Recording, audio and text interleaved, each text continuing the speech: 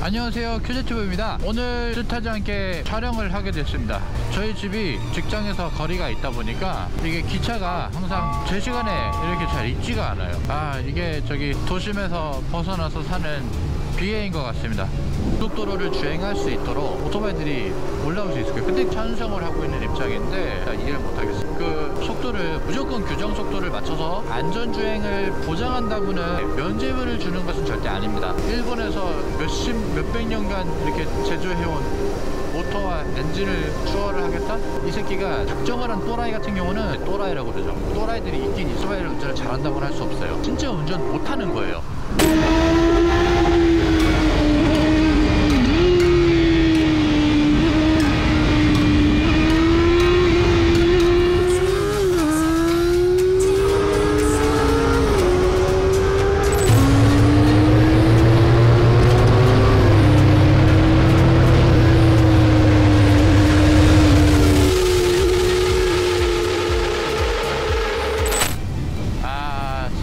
출근길이 드라이브 하러 가는 것 같습니다.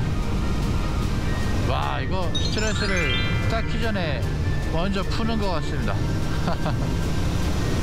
私どこに行けばいいですか?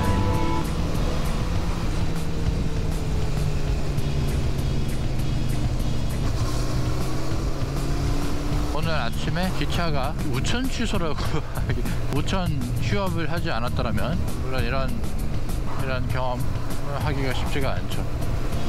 비가 온 뒤에 이렇게 시원한 노면을 달리는 기분 상쾌합니다. 비가 온 뒤라서 노면이 많이 젖어 있네요. 와우.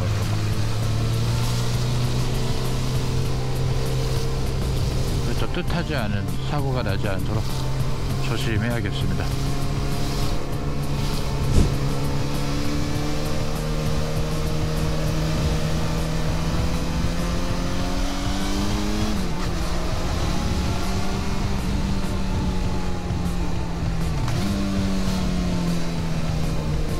아마 오늘 저처럼 좀 곤란한 상황에 빠지신 분들이 좀 있으실 거예요. 오늘 출근할 수 있을까? 너무 늦겠는데? 원래 여기는 좀 많이 뚫려 있는 길이거든요. 근데 와, 이거 여기서부터 이렇게 막혀 있으면은 오늘 좀 고단한 길이 되지 않을까. 이 정도로 기차가 멈춘다고? 겨우 이 정도 가지고? 아니, 강에 갈매기가 이 뭔? 좀 여러 가지로 놀라게 하는 일들이 좀 있네요. 신호가 몇 번을 바뀌었는데 지금 지나갈 기미가 안 보여요. 도저히 뭐 갈 수 있는 상황이 아니라 고속도로를 타야겠네요. 고속도로 안 타려고 그랬는데 저 상황에서는 도저히 오늘 내로는 아마 회사에 도착을 하지 못할 것 같아서 고속도로로 방향을 바꿨습니다.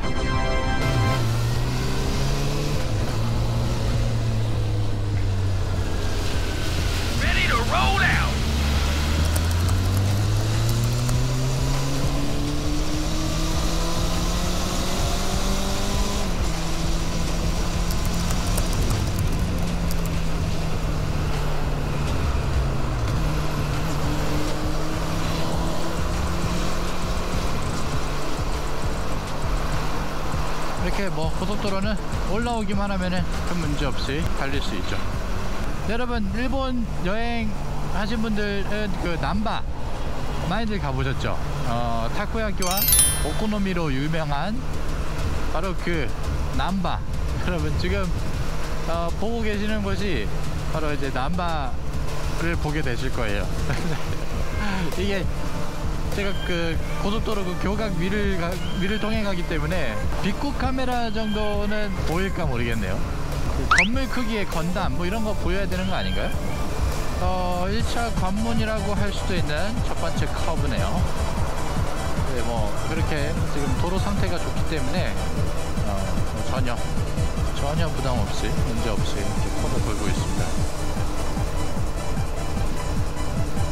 그죠, 앞차가 지금 고속도로에 정속도를 맞춰서 이렇게 주행을 하고 있기 때문에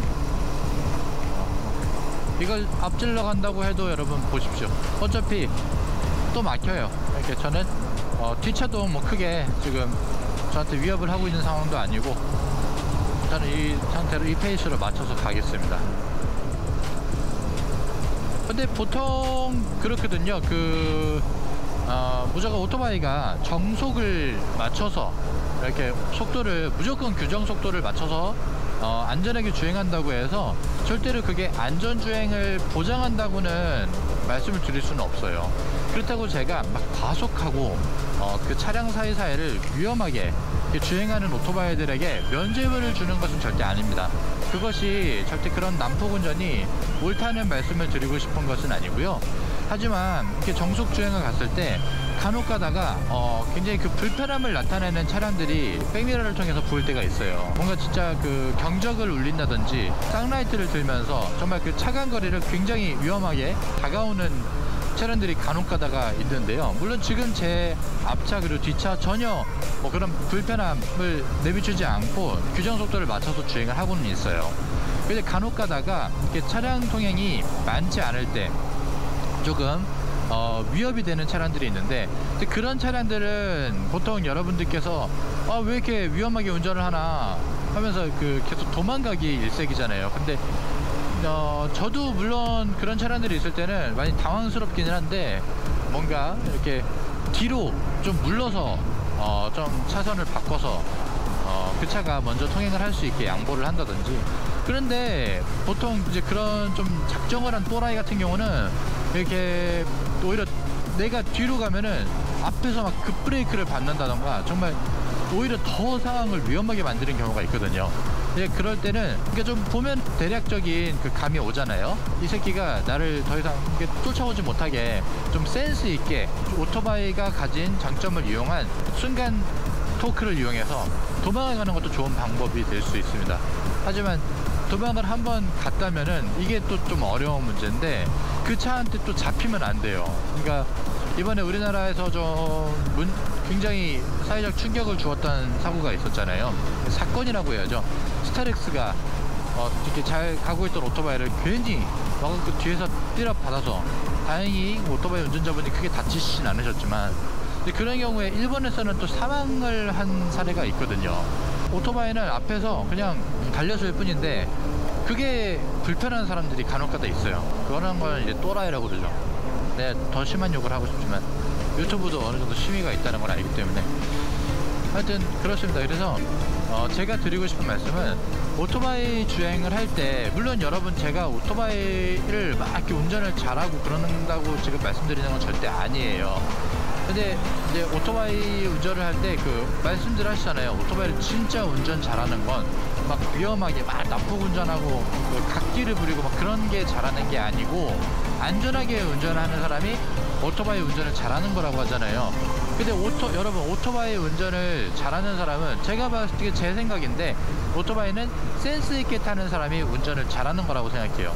너무 느리게 다니면서 교통에 좀 흐름에 방해가 될 정도로 자신의 안전만을 챙기는 것이 아니고, 어느 정도 융통성 있는 운전 실력을 발휘를 하면서 주변 상황을 잘 고려를 해야죠. 물론 뒤에서 막 이렇게 위험한 트럭이 다가오고 있다, 그리고 앞에 금방이라도 적재물이 떨어져서 나를 덮칠 것 같은 차량이 달려오고 있다, 그런데도 정속을 유지하면서 나는 안전운전 하고 있어 라면서 그 차량 뒤만 이렇게 거리만 유지를 하면서 따라간다는 거는, 그거는 오토바이를 운전을 잘한다고는 할 수 없어요. 그러니까 그럴 때는 상황을 고려해서 이제 추월하고, 그리고 또 추월을 한 다음에 그냥 막 막무가내로, 이게 오토바이의 가장 안 좋은 습관을 가진 사람들이 하는 건데, 막 차량이 깜짝깜짝 놀라게끔 추월을 하시는 분들이 간혹가다 계세요. 근데 절대로 그게 운전을 잘하는 게 아니에요. 그거 진짜 운전 못하는 거예요. 진짜 그러다가 소리도 없이 죽어, 이 분명히 병신아. 차를 탈 거예요. 오토바이만 탄 사람이라면 모를 수도 있겠지만, 차를 타고 있는 입장에 오토바이가 그렇게 갑자기 뒤에서 훅 오고 그러면은 정말 뭐랄까 놀라거든요. 그러니까 오토바이를 타는 사람도 그렇게 다가오면은 놀라요. 그러니까 자기가 지금 다가오고 있다는 거를 어느 정도 뭐랄까 이렇게 깜빡이를 좀 멀리서부터 넣는 것도 방법이고요. 그렇게 간격을 어느 정도 두고 내가 지금 당신을 추월할 것이다 이렇게 보여줄 수 있는 그런 제스처들이 있어요. 뭐 말하면 이렇게 손으로 제스처를 할 수도 있고요. 그러니까 그런 부분을 잘 생각하셔가지고 도로 상황에 맞게 센스 있는 운전을 하는 것이 운전을 잘하는 것이라고 생각해요.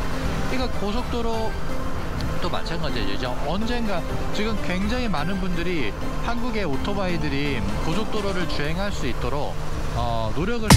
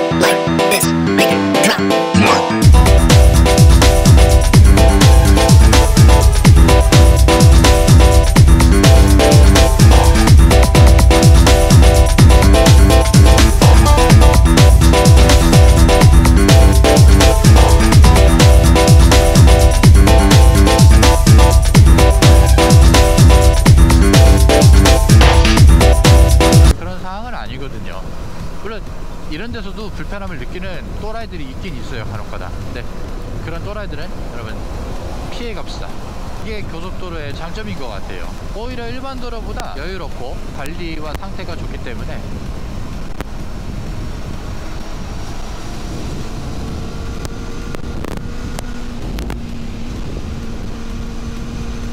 안심하고 달릴 수 있다는 거죠. 근데 진짜 우리나라에, 저도 대한민국에서 고속도로 통행이, 오토바이가 자유롭게 되는 그날을 굉장히 기대를 하고 있어요. 그러니까 제가 여기서 여러분들께 뭐 힘을 보탤 수 있는 부분이 있다면은 얼마든지 힘을 보태고 싶고요. 유튜버들 분들께서 뭔가 이렇게 컨텐츠 제작을 제안을 해주신다면 정말 기꺼이 협력을 하겠습니다. 사실상 한국에서 저도 오토바이 고속도로가 통행이 되는 것에 대해서 굉장히 찬성을 하고 있는 입장인데, 왜 그들 그렇게 이를 악물고 반대를 하는지 진짜 이해를 못하겠어요. 이제 한쪽에 지금 침체되어 있던 그런 경제 상황이 오히려 그쪽으로 더 뚫리는 걸 수도 있거든요. 뭐랄까, 한쪽 족쇄가 이렇게 채워져 있기 때문에.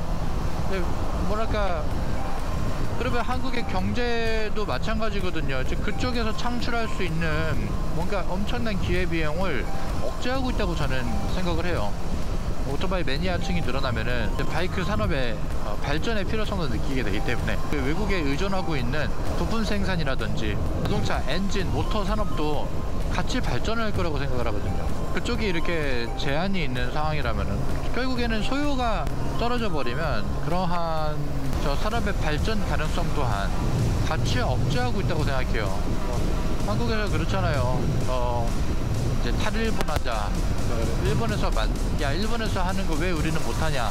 이제 그러한 주장들이 많은데 당연히 못하죠. 왜냐면 그렇게 억제를 하는데, 수출만을 위해서 일본에서 몇백 년간 이렇게 제조해온 모터와 엔진을 추월을 하겠다? 그건 말이 안 되는 거거든요.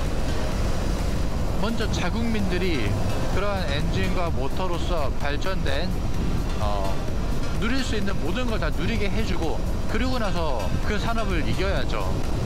자기들의 경험도 못하는 것을 뭐 탈일본하자 그냥 그 목표 하나만으로 만들어서 다시 그걸 일본에 팝니까? 여러분, 일본은 자기들이 느끼고 즐기고 본인들의 필요가 있어서 본인들이 뭔가 이렇게 해내기 위해서 생산해낸 그런 인프라가 있잖아요. 그 인프라를 한국에서도 억제하지 말자는 거예요. 우리 대한민국 할 수 있지 않습니까? 근데 먼저 가장 뚜렷하게 할 수 있는 한국 라이더들의 권리와 권한은 묻지 않았으면 좋겠어요. 그리고 그분들 또한 보다 더 체계적인, 그리고 보다 더 안전한 운전 습관과 그리고 교육, 처음에 면허를 딸 때부터 절대적으로 지키지 않으면 안 될 규정들을 철저하게 몸에 익히고 그럴 수 있는 환경이 되었으면 좋겠습니다. 그러기 위해선 먼저 자유를 위해서 발이 풀려야 된다는 거죠. 여러분, 유아교육에도 그런 말이 있잖아요. 항상 억제하고 막 이렇게 억압된 아이들이 오히려 더욱더 탈선한다는 말이 있습니다. 하지만 그게 똑같은 입장, 이렇게 대비를 해보면 오토바이 라이더들도 마찬가지예요. 본인들이 더 많은 권한과 본인들이 더 많은 책임을 갖게 되면 그만큼 더 의식도 성숙하게 될 거라고 생각합니다.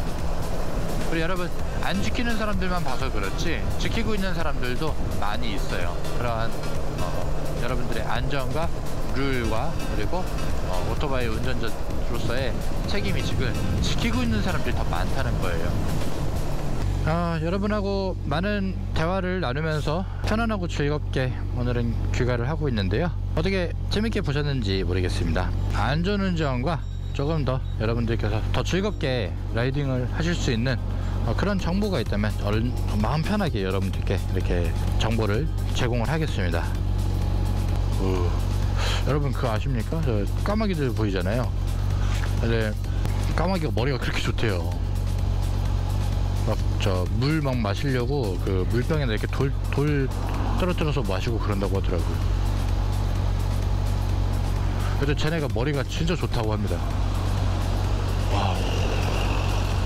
와, 이게 지금 카메라에 담겼는지 모르겠는데 장수풍뎅이가 지금 그 앞 머리에 이렇게 뿔 달린 애 있잖아요. 아, 그 사슴벌레였나? 지금 내가 본 건 그러면?